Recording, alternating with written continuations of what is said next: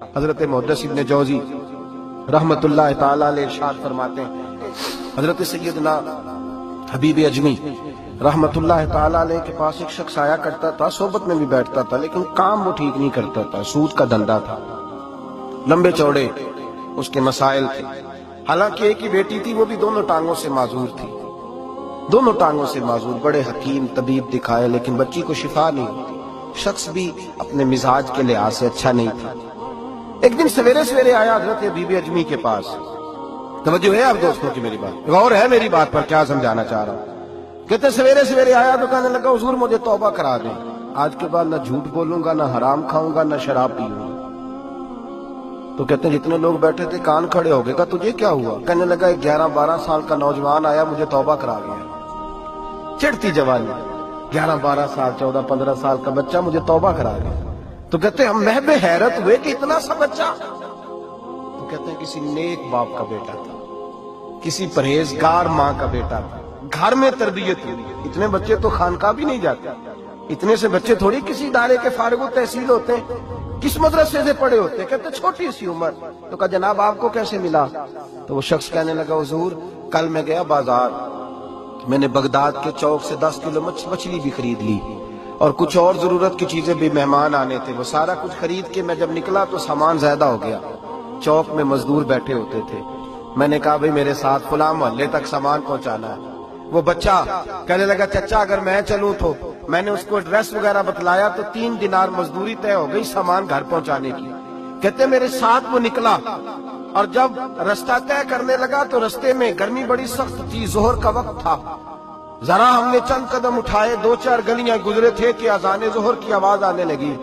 تو کہتے ہیں بڑی منت کے انداز میں، بڑی گزارش کے انداز میں میری طرف دیکھا، عمر چھوٹی سی ہے، کہنے لگا چچا اگر اجازت مل جائے تو میں ظہر کی نماز پڑھ لوں۔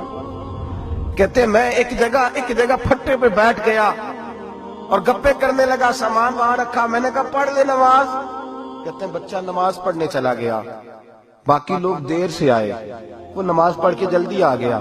میں نے کہا بیٹے تو جلدی آ گیا ہے؟ کہنے لگا اس لیے جلدی آیا ہوں کہ آپ یہ نہ سمجھے یہ کام چور ہے، میں نے نفل چھوڑ دیے ہیں، فارغ ہو کے پڑھ لوں گا۔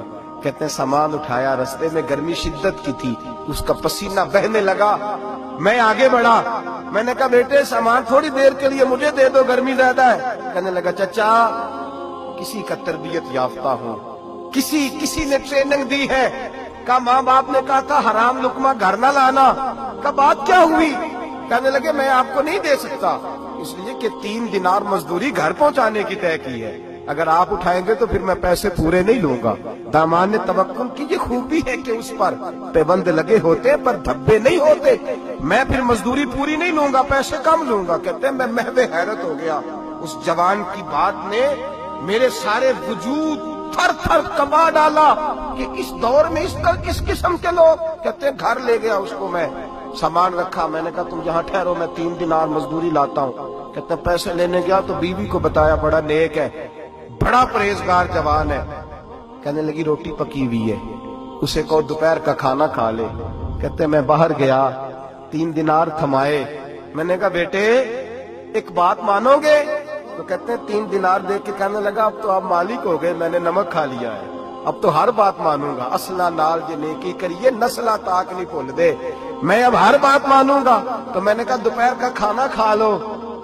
کہتے ہیں اس کی گردن جھک گئی اور بڑے دھیمے لہجے میں کہنے لگا میں نہیں کھا سکتا، میں نے روزہ رکھا ہوا ہے، روزہ رکھا ہوا ہے، نفلی روزہ رکھا ہوا ہے۔ کہتے ہیں میں اور پریشان ہوا، میں نے فوری طور پہ سوال کیا کہ اب تو کدھر جائے گا؟ تو کہنے لگا اب میں کہیں نہیں جاؤں گا، میرے 1 دن کا خرچہ میرے ماں باپ نے جو ڈیوٹی لگائی ہے وہ 3 دینار ہے، پورا ہو گیا ہے، اب میں باقی جو وقت بچے گا یا قرآن پاک کی تلاوت کروں گا یا محمد عربی پہ درود و سلام پڑھوں گا، میں اب کوئی اور کام نہیں کروں گا۔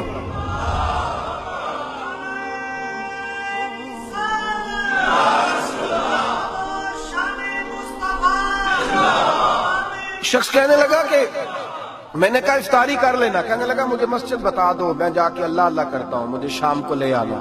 افطاری ہمارے ساتھ اس کی طے ہو گئی، مسجد چلا گیا، مغرب بعد لینے گیا تو کہنے لگا عشاء کے بعد آنا، اب تو میں نے پانی سے افطار کر لیا، کھانا کھانے جاؤں گا تو جماعت رہ جائے گی۔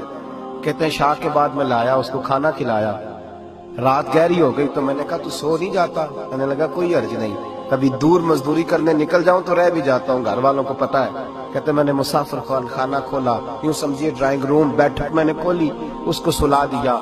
میں اور میری بیوی اپنی معذور بیٹی کو روٹی دینے گئے اور ہم نے جا کے اس کو کھانا کھلایا جو ٹانگوں سے معذور تھی، اور ساتھ کہا کہ بیٹی آج بڑا پرہیزگار جوان ہمارا مہمان ہے، آج چڑھتی جوانی اور تقوی کی روشنی اس کے چہرے سے چمکتی ہے، کیا بات ہے، بڑے ہی اچھے گھرانے کا تربیت یافتہ ہے۔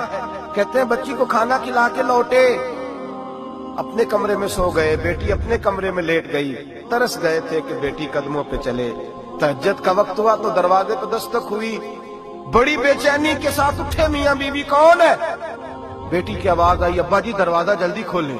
کہتے ہیں کلیجے پھٹنے لگے، ذہن بکھرنے لگے، سوچے ہیں کہ وہ 2-1 منٹ ہمارے اوپر پہاڑ بننے لگے۔ دروازہ کھولا تو وہ بیٹی جس کے لیے ترس گئے تھے کبھی چلے گی، وہ اپنی ٹانگوں پہ کھڑی ہے، کبھی دوڑ کے ادھر جاتی، کبھی دوڑ کے ادھر آتی۔ بیٹیاں پریشانی کا فون کر دے تو پھر بھی آنسو نکل آتے ہیں، اور بیٹی گھر میں خوشی آ جائے تو پھر بھی ماں باپ رو کے ہی شکر ادا کرتے ہیں، ان کے لیے روتے ہی رہتے ہیں۔ کہتے میں تڑپ گیا، بیوی بھی رونے لگی، بیٹے یہ کیا ہوا؟ ہم تو مایوس ہونے لگے تھے، معاذ اللہ کہ اب تو ٹھیک نہیں ہوگی، کیا ہوا؟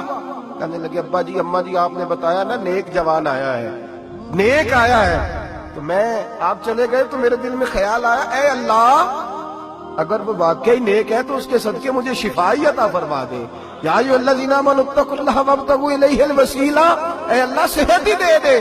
کہتے ابھی میری دعا بھی پوری نہیں ہوئی کہ میرا وجود حرکت کرنے لگا، اور یہ دیکھو میں اٹھ کے کھڑا ہو گئی ہوں۔ کہتے ہیں ہم لوگوں نے یہ دیکھا تو بھاگے اس کے کمرے کی جانب، جب دروازے پہ ہاتھ رکھا تو دروازہ کھل گیا، آگے گئے تو پلنگ خالی تھا، ایک رکا چھوڑ گیا ہے۔ کہنے لگا مجھے پتا ہے میری حقیقت کھل گئی ہے، میں نے یہ کرامت کوئی کمپنی کی مشہوری کے لیے نہیں دکھائی کہ لوگ میرے پیچھے بھاگنے لگے، مرید ہونے لگے، طواف کرنے لگے، میں تو اللہ کا بندہ ہوں۔ اگر تمہیں مجھ سے ذرا بھی پیار ہو گیا ہے